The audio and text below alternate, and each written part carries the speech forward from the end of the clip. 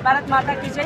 ఈరోజు భారతీయ జనతా పార్టీ బలపరిచిన అభ్యర్థిగా ఈరోజు వార్డు నెంబర్ 24 నుంచి నామినేషన్ వేయడానికి వచ్చినాను. నాతో పాటు వచ్చినటువంటి ప్రజలందరికీ, కాలనీ వాసులకి, మీడియా మిత్రులకు అందరికీ కూడా పేరు పేరు నమస్కారాలు, ధన్యవాదాలు తెలియజేస్తూ, నాకు గతంలో కూడా 5 సంవత్సరాలు ఏ విధంగా అవకాశం మరి నన్ను ఇచ్చిన నాపై నమ్మకాన్ని ఉంచి గెలిపించారో, మరి రాబోయే తర్వాత 5 సంవత్సరాలు కూడా నన్ను గెలిపిస్తే అదేవిధంగా అంతకు మించి ఇంకెక్కువ రెట్టింపుతో ఖచ్చితంగా మీకు అందరికీ అందుబాటులో ఉంటానను.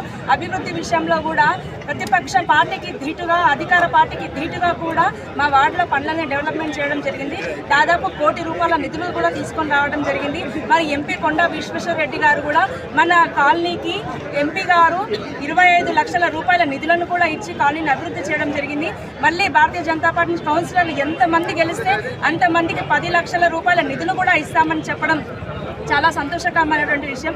అంతేకాకుండా కరోనా సమయంలో కూడా మా వార్డు ప్రజలకి కావాల్సినటువంటి సరుకులను కావచ్చు, మరి ఒకవైపు భారతీయ జనతా పార్టీని సమన్వయం చేస్తూ, ఒకవైపు కాలనీ ప్రజలను కూడా సమన్వయం చేస్తూ